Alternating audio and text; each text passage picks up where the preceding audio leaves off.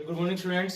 बेटा आज हम पढ़ने वाले हैं dynamic state of body constituents, या फिर ये हम कहें इसका दूसरा नाम क्या है, कंसेप्ट ऑफ मेटाबोलाइट्स। ठीक है बेटा, 11th क्लास में हम पढ़ रहे हैं बायोमोलिक्यूल्स। तो बायोमोलिक्यूल्स में हमारे पास नेक्स्ट टॉपिक आता है, वो आता है मेटाबॉलिज्म।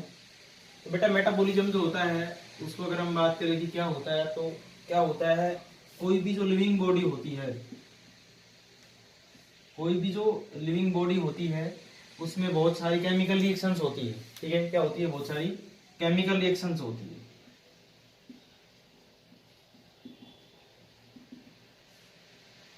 बेटा जैसे डाइजेशन होता है, इसमें भी आपको पता होता है कि कॉम्प्लेक्स मॉलिक्यूल जो होता है वो टूटता है सिंपलर मॉलिक्यूल्स के अंदर। फॉर एग्जांपल हमारे पास क्या है, प्रोटीन है। ठीक है, प्रोटीन जो होती है वो टूट जाती है अमाइनो एसिड्स के अंदर। ठीक है, क्लियर है। तो बेटा क्या होता है कि कोई भी जो लिविंग बॉडी होती है उसके अंदर बहुत सारी केमिकल रिएक्शंस होती है। ठीक है, तो उन केमिकल रिएक्शन का जो कंस्टिट्यूएंट्स होता है, या ये कहें कि भाई together with the chemical reactions are known as metabolism. ठीक है, तो मेटाबॉलिज्म क्या हो गया, all the chemical reactions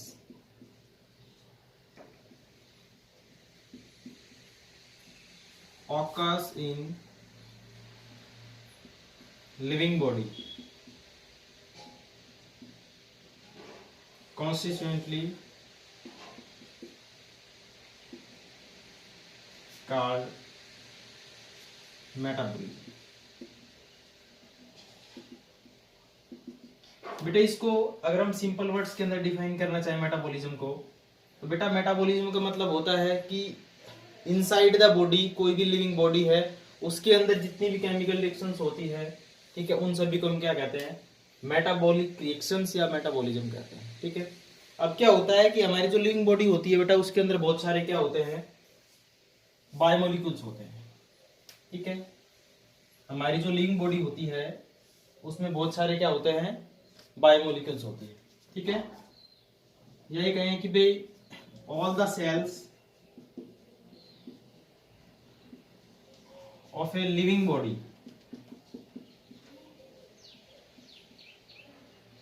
contains thousands of chemical substance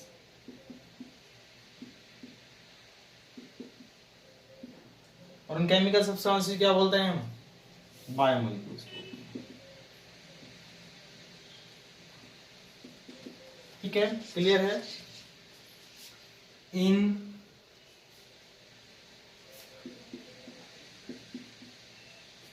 proper concentration. ठीक है बेटा, क्या होता है कि कोई भी लिविंग बॉडी है उसके अंदर जितना भी उसकी जितनी भी सेल्स होती हैं उन सब के अंदर क्या होता है, thousands of the chemical substance होते हैं, और उन केमिकल सब्सटेंस को हम क्या बोलते हैं, बायोमोलिक्यूल्स बोलते हैं। बायोमोलिक्यूल्स या फिर मेटाबोलाइट्स भी बोल सकते हैं। ठीक है बेटा, ये सभी बायोमोलिक्यूल्स और जो मेटाबोलाइट्स हैं ये क्या करते हैं, टेक पार्ट करते हैं। क्या करते हैं, ये टेक पार्ट करते हैं किसके अंदर, केमिकल रिएक्शन में।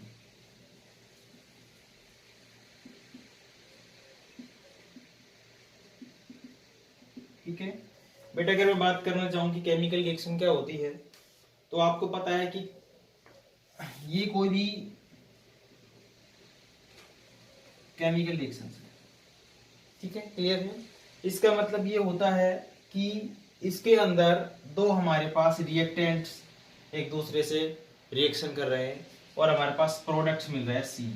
ठीक है, तो केमिकल रिएक्शंस वो रिएक्शंस होती है जिसके अंदर कोई भी केमिकल सब्सटेंस एक दूसरे से रिएक्ट करते हैं, जिसको हम क्या बोलते हैं, सबस्ट्रेट बोलते हैं। क्लियर, ये क्या है, A प्लस बी, ए और बी क्या है हमारे पास, सबस्ट्रेट है, और वो क्या बनाते हैं, सी प्रोडक्ट बनाते हैं। ठीक है, तो एक केमिकल जो एक केमिकल रिएक्शंस होती है वो क्या होती है, जिसके अंदर जो रिएक्टेंट्स होते हैं या सबस्ट्रेट होते हैं वो एक दूसरे के साथ रिएक्शन करते हैं और क्या बनाते हैं, प्रोडक्ट बनाते हैं, जिसको हम क्या बोलते हैं, केमिकल रिएक्शंस बोलते हैं।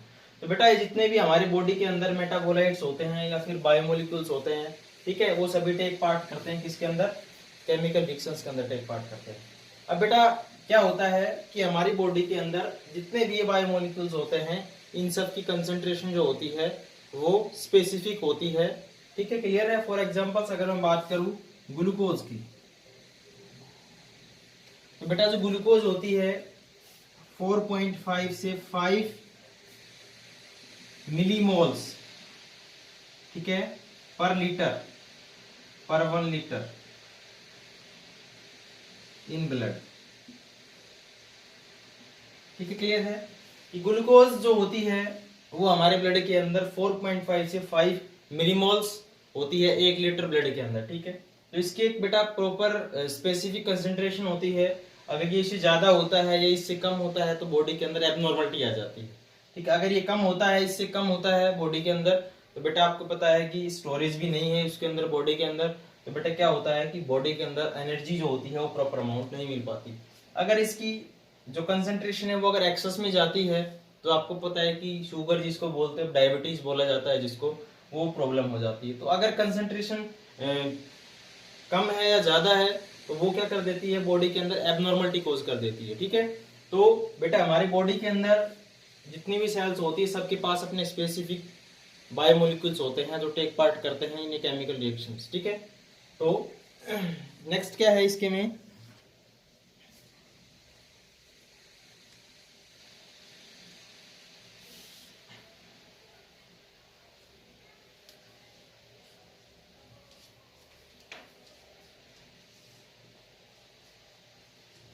नेक्स्ट है इसके अंदर, नेक्स्ट पॉइंट जो बायो मेटाबोलाइट्स के अंदर है वो ये बोलता है कि बायोमोलिक्यूल्स हैव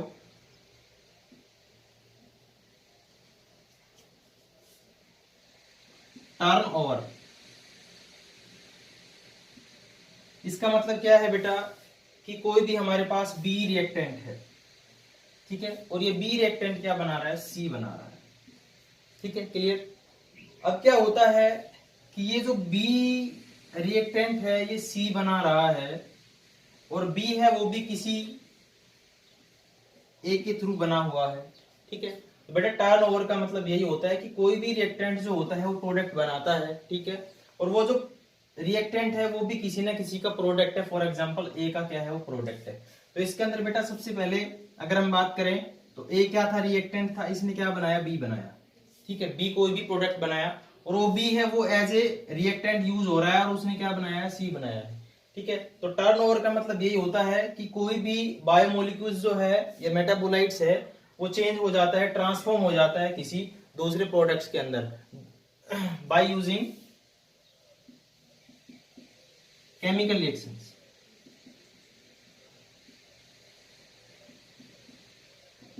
ठीक है, क्लियर है। अब बेटा क्या होता है कि नेक्स्ट पॉइंट की जब बात करते हैं तो ये बोलते हैं कि भाई अगर ये जो केमिकल रिएक्शंस के थ्रू प्रोडक्ट्स बनते हैं बेटा, ये ट्रांसफॉर्मेशन का रिजल्ट होता है, किसका, ट्रांसफॉर्मेशन। ट्रांसफॉर्मेशन का मतलब क्या होता है कि कोई भी हमारे पास रिएक्टेंट था वो ट्रांसफर हो गया है किसी दूसरे प्रोडक्ट्स के अंदर, ठीक है, क्लियर है। तो बेटा हम इसको बोलते हैं ट्रांसफॉर्मेशन, कि एक बायोमोलिक्यूल्स था वो चेंज हो गया है, ट्रांसफॉर्म हो गया दूसरे बायोमोलिक्यूल्स के अंदर, तो इसको बोला जाता है बेटा ट्रांसफॉर्मेशन, ठीक है। तो कोई भी बॉडी के अंदर जो रिएक्शंस होती है उसके अंदर ट्रांसफॉर्मेशन ही होता है। अब ये जो केमिकल रिएक्शंस होती है बेटा बॉडी के अंदर, इसको क्या माना जाता है, इसके अंदर बेटा क्या होता है कि फॉर एग्जांपल हमारे पास कोई भी ये एक डाइसैकेराइड्स है,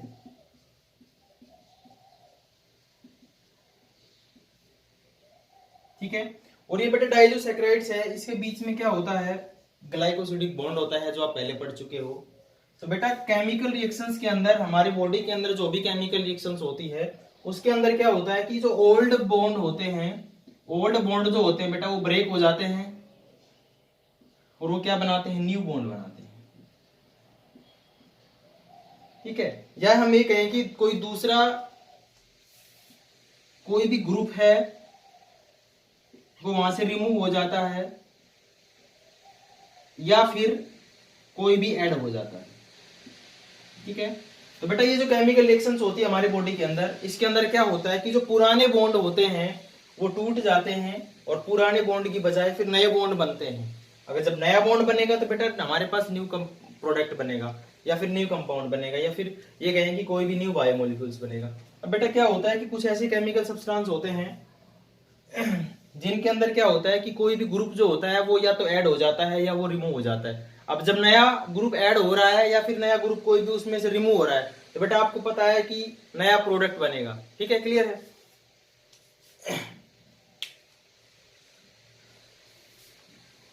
अब बेटा नेक्स्ट क्या होता है कि जो मेटाबॉलिक रिएक्शंस होती है हमारी बॉडी के अंदर वो एक दूसरे से जुड़ी हुई होती है, ठीक है।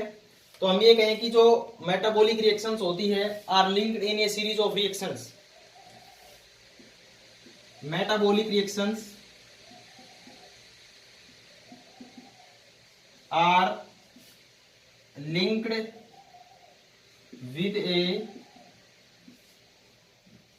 सीरीज ऑफ रिएक्शंस, ठीक है।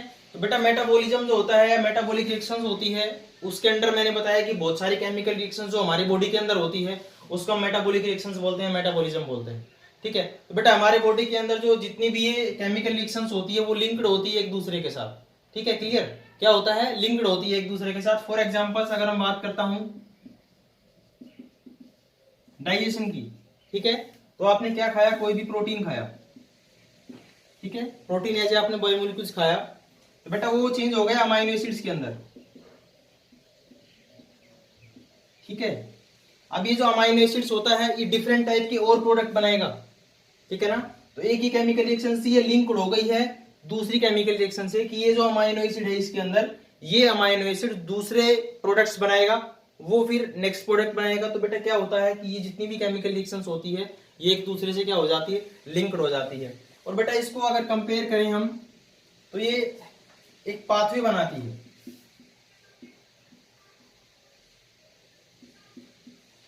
ठीक है। ये पाथवे क्या होता है कि बेटा फॉर एग्जांपल्स आपने ग्लूकोज खाया, ठीक है, क्लियर। अब ये ग्लूकोज जो है आपकी बॉडी के अंदर पायरुवेट में बदलता है, आपने 10th क्लास के अंदर पढ़ा होगा।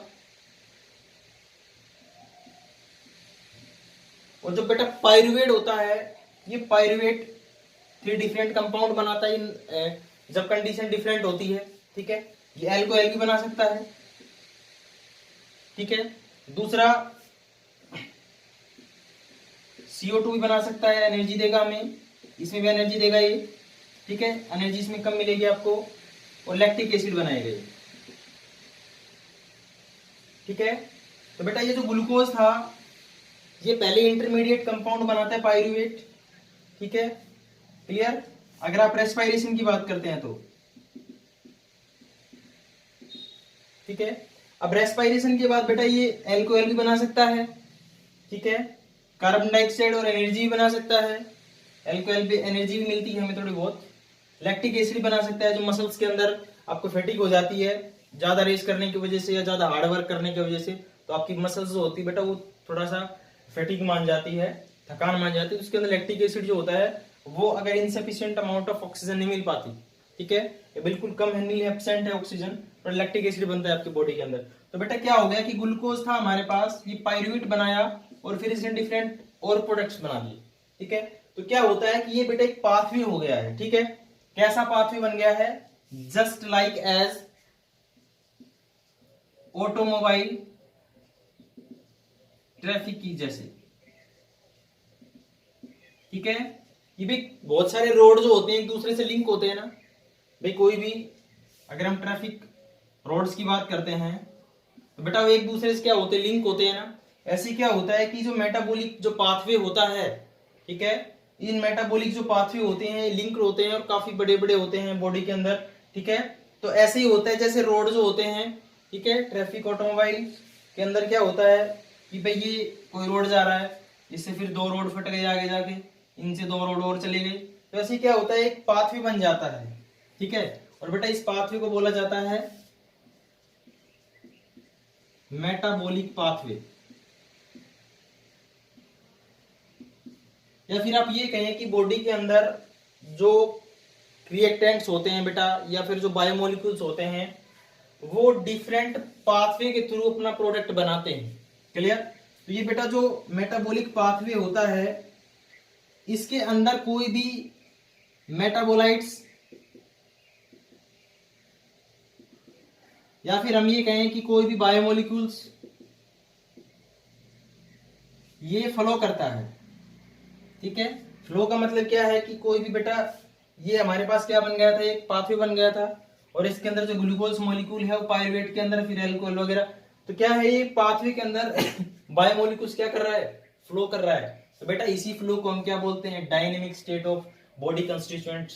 ठीक है? क्या बोलते हैं इसको, dynamic state of body constituents बोलते हैं। ठीक है? क्लियर है कि कोई भी मेटाबॉलिक पाथवे जो है, उस मेटाबॉलिक पाथवे के अंदर क्या होता है कि कोई भी जब बायोमोलिक्यूल्स फ्लो करता है, फॉर एग्जांपल दिस, ठीक है बेटा, ग्लूकोज जो होता है ये पायरुवेट के अंदर बदलता है, ये कॉमन स्टेप नहीं है। ठीक है? इस रिएक्शंस के अंदर 10 स्टेप्स होते हैं। ठीक है? पाथवे बनाता है, फॉर एग्जांपल्स ग्लूकोज जो होता है, ग्लूकोज 6 फॉस्फेट बनाएगा, फिर फ्रक्टोज 6 फॉस्फेट बनाएगा, ग्लाइकोलाइसिस पाथवे होता है जिसको हम बोलते हैं ग्लूकोज से पायरुवेट। ये एक नॉर्मल प्रोसेस नहीं है, 10 स्टेप्स होते हैं इसके अंदर। तो एक पाथवे बनाता है बेटा, इस पाथवे के अंदर जब कोई भी बायोमोलिक्यूल्स फ्लो करता है तो हम उसको बोलते हैं dynamic state of body constituents. Clear? ठीक है?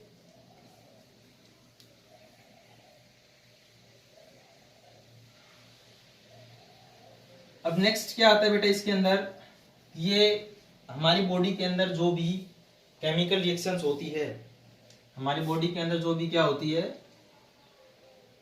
केमिकल रिएक्शंस होती है। ठीक है? Most of the chemical reactions, ठीक है, is take place in the presence of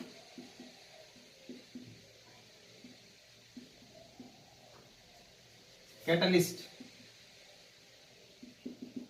ठीक है बेटा, most of the chemical reactions जो हमारे बॉडी के अंदर होती है वो सब कैटलिस्ट की प्रेजेंस में होती है। ठीक है? और कैटलिस्ट जो बेटा अगर लिविंग बॉडी के अंदर होता है तो इसको बेटा बोला जाता है एंजाइम या फिर बायोकैटलिस्ट। ठीक है? तो बेटा जितनी भी केमिकल रिएक्शंस होती है बॉडी के अंदर, most of the chemical reactions जो होती है वो take place in the presence of catalyst. ठीक है? कैटलिस्ट जो होता है उसको अगर वो लिविंग बॉडी के अंदर प्रेजेंट होता है बेटा तो उसको बोलते हैं एंजाइम्स या बायोकैटलिस्ट बोलते हैं। ठीक है? क्लियर है? तो बेटा ये जो कैटलिस्ट होता है ये क्या होता है बेटा, ये कैटलिस्ट जो होता है ये विदाउट कंज्यूमिंग होता है, without consuming it increase the rate of reaction.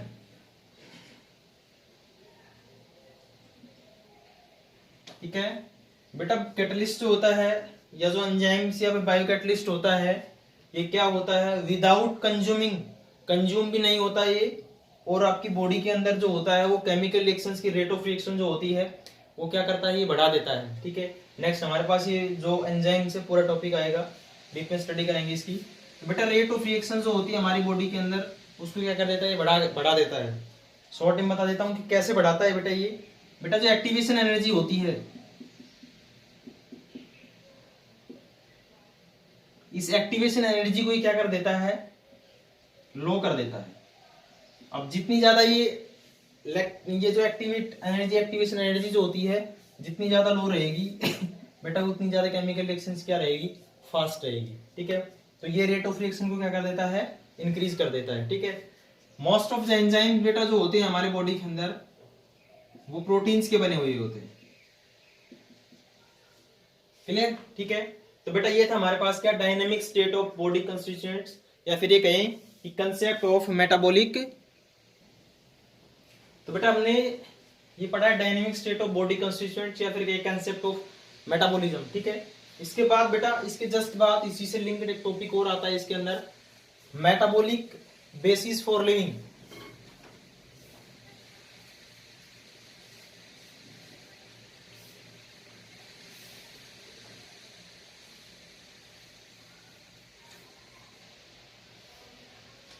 Next इसके अंदर आता है मेटाबॉलिक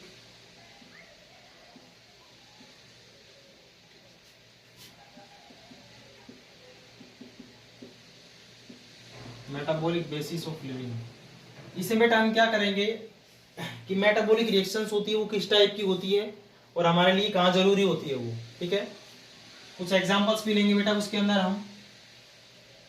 तो बेटा मेटाबॉलिक रिएक्शंस के बारे में पढ़ चुके हो आप, मेटाबॉलिज्म के बारे में पढ़ चुके हो कि जितनी भी हम जो भी केमिकल रिएक्शंस हमारे बॉडी के अंदर होती है उसको मेटाबॉलिज्म बोला जाता है कंस्टिट्यूएंटली, ठीक है। तो बेटा जो मेटाबॉलिज्म होती है या फिर ये कहें कि मेटाबॉलिक रिएक्शन जो होती है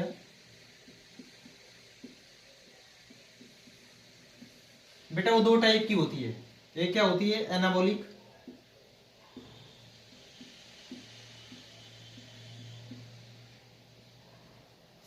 दूसरी बेटा कैटाबॉलिक रिएक्शंस।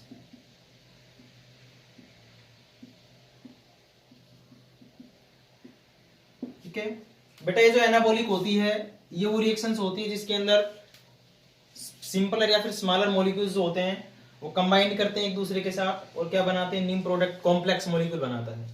कैटाबॉलिक रिएक्शंस बेटा वो रिएक्शंस होती है जिसके अंदर कोई भी कॉम्प्लेक्स मॉलिक्यूल जो होता है वो टूटता है, ब्रेक होता है और वो डिफरेंट टाइप के क्या बनाते हैं, सिंपलर मॉलिक्यूल्स बनाता है। तो बेटा इन दोनों को हम पढ़ेंगे अभी, एनाबॉलिक रिएक्शंस, दूसरा कैटाबॉलिक रिएक्शंस। बेटा फर्स्ट आता है anabolic reactions.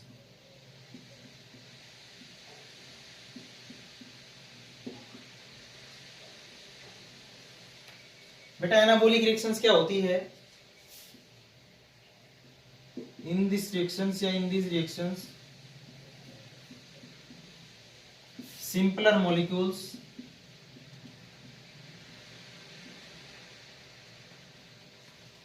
combined to form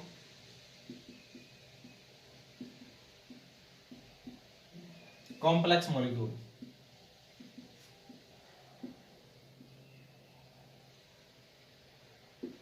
clear, ठीक है बेटा। एनाबॉलिक रिएक्शंस क्या होती है, जिसके अंदर सिंपलर या स्मॉलर जो मॉलिक्यूल्स होते हैं, बायोमोलिक्यूल्स होते हैं, वो कंबाइंड करते हैं और क्या बनाते हैं, कॉम्प्लेक्स मॉलिक्यूल बनाते हैं। तो बेटा फॉर एग्जांपल्स दो मोनोसैकेराइड्स हैं कोई भी, फॉर एग्जांपल C6H12O6, क्या होता है, ग्लूकोज होता है बेटा, ठीक है। क्या होता है, मोनोसैकेराइड्स होता है, ठीक है, क्लियर है। नेक्स्ट हमारे पास दूसरा बेटा मोनोसैकेराइड्स है C6H12O6, इसको बेटा हम क्या बोलेंगे, फ्रक्टोज, ठीक है, क्लियर है। ये भी क्या है बेटा, एक मोनोसैकेराइड्स है। अब बेटा क्या होता है कि ये दोनों जो मोनोसैकेराइड्स होते हैं, ग्लूकोज और फ्रक्टोज, ये हमारे पास क्या बना देते हैं, सुक्रोज बना देते हैं, ठीक है। फॉर्मूला क्या होता है, C12H22O11, ठीक है, प्लस वाटर मॉलिक्यूल्स बना। अब बेटा ये हमारे पास क्या थी, इनको हम क्या बोलते हैं, सिंपलर सुगर या फिर सिंपल सुगर, ठीक है, क्लियर है। अब बेटा जो सुक्रोज होती है ये हमारे पास क्या होती है, कॉम्प्लेक्स सुगर,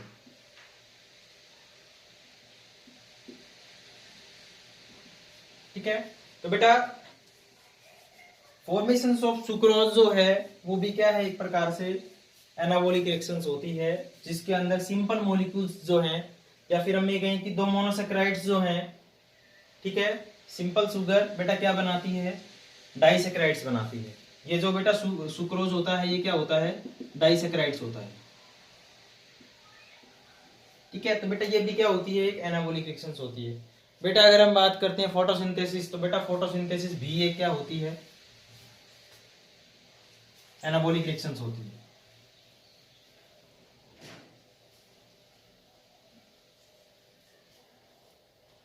बेटा फोटोसिंथेसिस की अगर हम बात करते हैं,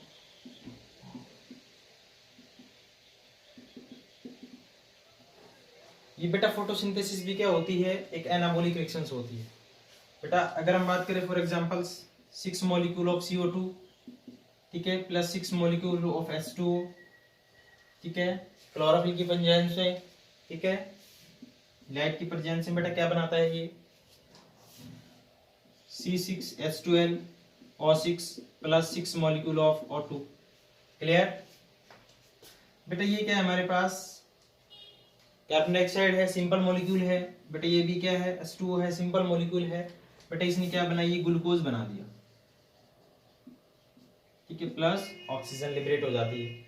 तो बेटा फोटोसिंथेसिस जो होता है वो भी क्या होता है, एक एनाबॉलिक रिएक्शंस होती है जिसके अंदर सिंपल मॉलिक्यूल्स हो रहे हैं ऐड होके या एज सबस्ट्रेट इसका प्रोडक्ट बनाएंगे, ग्लूकोज एज प्रोडक्ट बनाएंगे। तो बेटा एनाबॉलिक रिएक्शंस के अंदर ही आता है फोटोसिंथेसिस होता है। अगर बेटा इनकी हम सिग्निफिकेंस की बात करते हैं, फोटोसिंथेसिस के बारे में आप जानते होंगे कि सिग्निफिकेंस इसके बिना कुछ संभव ही नहीं है, पॉसिबल ही नहीं है बेटा। फॉर एग्जांपल अगर हम बात करता हूँ प्रोटीन की, बेटा प्रोटीन्स के अंदर क्या होता है, बहुत सारे अमाइनो एसिड जो होते हैं,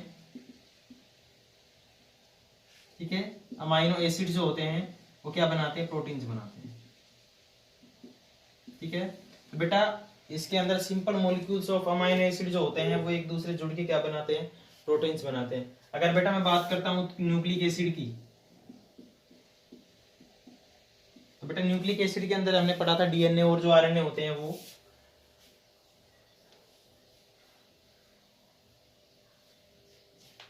तो बेटा इसके अंदर आपने पढ़ा था शुगर, ठीक है, प्लस नाइट्रोजिनस बेस, ठीक है, और तीसरा बेटा फॉस्फेट ग्रुप या फॉस्फोरिक एसिड। बेटा ये जो तीनों चीजें होती है ये कंबाइन करके क्या बनाती है, हमारे पास न्यूक्लिक एसिड बनाती है,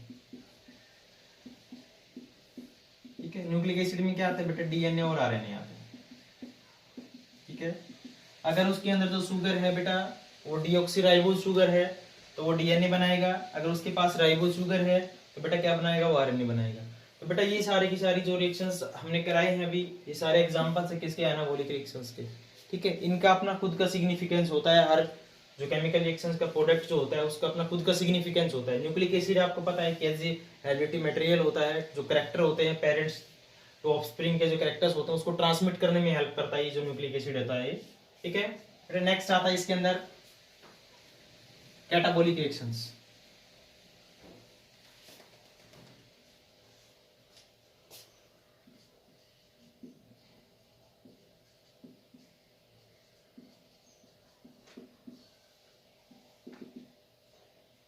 बेटा जो कैटाबॉलिक रिएक्शंस होती है उसमें क्या होता है कि कोई भी कॉम्प्लेक्स मॉलिक्यूल जो होता है वो ब्रेक होके सिंपलर मॉलिक्यूल्स देता है हमें, ठीक है। तो in this reactions complex molecule breaks and form simpler molecules, ठीक है बेटा। इसमें क्या होता है बेटा कि ये केमिकल रिएक्शंस वो केमिकल रिएक्शंस होती है जिसमें जो कॉम्प्लेक्स मॉलिक्यूल्स होता है बेटा वो ब्रेक हो जाता है और क्या देता है हमें, सिंपल मॉलिक्यूल देता है, ठीक है। अगर बेटा हम बात करें फॉर एग्जांपल्स रेस्पिरेशन जो होता है, इसमें क्या होता है बेटा, रेस्पिरेशन के अंदर जो ग्लूकोज होती है फॉर एग्जांपल्स वो क्या होता है, उसका ऑक्सीडेशन होता है, ठीक है, और वो क्या देती है हमें, CO2 plus H2O plus energy, ठीक है। 6 मॉलिक्यूल ऑफ H2O के देगी, 6 मॉलिक्यूल ऑफ कार्बन डाइऑक्साइड के, और जो यूज होती है वो 6 मॉलिक्यूल ऑक्सीजन बेटा यूज होती है। बेटा जो ग्लूकोज होती है वो क्या है हमारे पास, कॉम्प्लेक्स मॉलिक्यूल है, ठीक है। अभी कॉम्प्लेक्स मॉलिक्यूल का बेटा ऑक्सीडेशन होता है, ऑक्सीडेशन का मतलब क्या होता है, वो कोई भी केमिकल रिएक्शन जिसके अंदर ऑक्सीजन का एडिशन होता है उसको बेटा ऑक्सीडेशन बोला जाता है, ठीक है। तो बेटा oxidation of food materials is known as respiration, ठीक है। तो बेटा ये जो ग्लूकोज मॉलिक्यूल्स होता है इसका जब ऑक्सीडेशन होता है तो ये हमें क्या देता है, सिंपल मॉलिक्यूल देगा, इसके 6 molecule of carbon dioxide, 6 molecule of H2O plus में एनर्जी, तो बेटा ये जो कॉम्प्लेक्स था ये सिंपलर मॉलिक्यूल्स के अंदर क्या हो गया है, ब्रेक हो गया। तो बेटा इसी को बोलते हैं एनाबॉलिक रिएक्शन, जिसके अंदर कोई भी कॉम्प्लेक्स मॉलिक्यूल जो होता है वो ब्रेक होकर सिंपल मॉलिक्यूल देता है। ठीक है, फॉर एग्जांपल्स बेटा अगर हम बात करते हैं न्यूक्लिक एसिड की, बेटा अगर इसको हाइड्रोलाइज किया जाता है, ठीक है, एसिड्स के अंदर, ठीक है, तो बेटा ये जो न्यूक्लिक एसिड जो होता है ये टूट जाता है तीन चीजों के अंदर। ठीक है, यही कहे कि न्यूक्लिक एसिड अगर हम प्रोडक्ट सबस्ट्रेट लेके चल रहे हैं और उसको हाइड्रोलाइज कर रहे हैं हम, ठीक है, तो बेटा ये तीन टाइप की क्या देगा, प्रोडक्ट देगा हमें। कौन कौन से, नाइट्रोजनस बेस प्लस में शुगर प्लस में फॉस्फेट ग्रुप। ठीक है, क्लियर है। तो बेटा ये जो न्यूक्लिक एसिड होता है अगर हम इसको हाइड्रोलाइज करते हैं, पढ़ चुके हैं इसका न्यूक्लिक का हाइड्रोलाइसिस, तो बेटा ये जो नाइट्रोजनस बेस होगा, शुगर होगा, फॉस्फेट होगा, इनके अंदर ही क्या हो जाता है, टूट जाता है। अगर बेटा हम बात करते हैं प्रोटीन्स की, तो बेटा प्रोटीन्स का जब डाइजेशन होता है तो आपको पता है कि प्रोटीज एंजाइम की प्रेजेंस के अंदर प्रोटीन जो होता है बेटा वो हम डिफरेंट टाइप के अमाइनो एसिड्स के अंदर ब्रेक हो जाता है, इसके अंदर अमाइनो एसिड्स के अंदर टूट जाता है। ठीक है, वो ये अमाइनो एसिड देगा, जितने अमाइनो एसिड्स इसके अंदर क्या है, बिल्डिंग अप है, या प्रोटीन जो है वो जितने अमाइनो एसिड से मिलकर बनी हुई है उतने अमाइनो एसिड्स ये आपको रिटर्न दे देगा।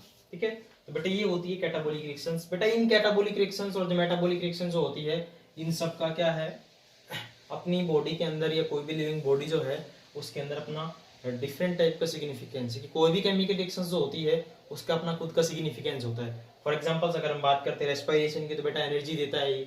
ठीक है, फॉर एग्जांपल से मैं बात करता हूँ एटीपी मॉलिक्यूल्स की। एटीपी को क्या बोलते हैं बेटा, एडिनोसिन ट्राइफॉस्फेट। ठीक है बेटा, ये एडिनोसिन जो ट्राइफॉस्फेट जो होता है बेटा, ये एनर्जी की फॉर्म होती है, जो ये कहें कि हमारे बॉडी के अंदर जो एनर्जी होती है वो एटीपी की फॉर्म में स्टोर होती है। बेटा ये जो एटीपी जो होती है ये ब्रेक होने के बाद हमें एडीपी देती है, प्लस एक इनऑर्गेनिक फॉस्फेट देती है। तो बेटा एडिनोसिन ट्राइफॉस्फेट था ये, तो इसके बाद जो बना हमारे पास एज ए प्रोडक्ट बेटा वो एडिनोसिन डाइफॉस्फेट हो गया। ये क्लियर है बेटा। ये जो एटीपी होता है इसका टूटना भी, इसका ब्रेकडाउन भी क्या होता है, एक कैटाबॉलिक रिएक्शंस होती है जो हमें क्या देती है, एडेनोसिन डाइफॉस्फेट प्लस एक इनऑर्गेनिक फॉस्फेट प्लस बेटा एनर्जी रिलीज होती है। ठीक है, अगर बेटा हम बात करें कि एनाबॉलिक रिएक्शंस के बारे में और कैटाबॉलिक रिएक्शंस के बारे में, तो बेटा एनाबॉलिक रिएक्शन जो होती है उसके अंदर क्या होती है, जो एनर्जी होती है वो कंज्यूम होती है।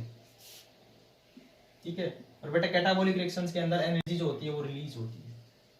ठीक है, फॉर एग्जांपल अगर हम बात करें रेस्पिरेशन की, तो बेटा इसके अंदर हमें एनर्जी मिल रही है। ठीक है, और जो क्या होता है, जो एनाबॉलिक रिएक्शंस होती है उसके अंदर बेटा अमाउंट ऑफ एनर्जी जो होती है वो कंज्यूम होती है। ठीक है बेटा, आज हमने पढ़ा है मेटाबॉलिज्म, उसके बाद ये टाइप पढ़े हैं उसके केमिकल रिएक्शंस के, जिसको हम बोलते हैं मेटाबॉलिक बेसिस ऑफ लिविंग। ठीक है, तो ये आज हमने पढ़ा है। Thanks for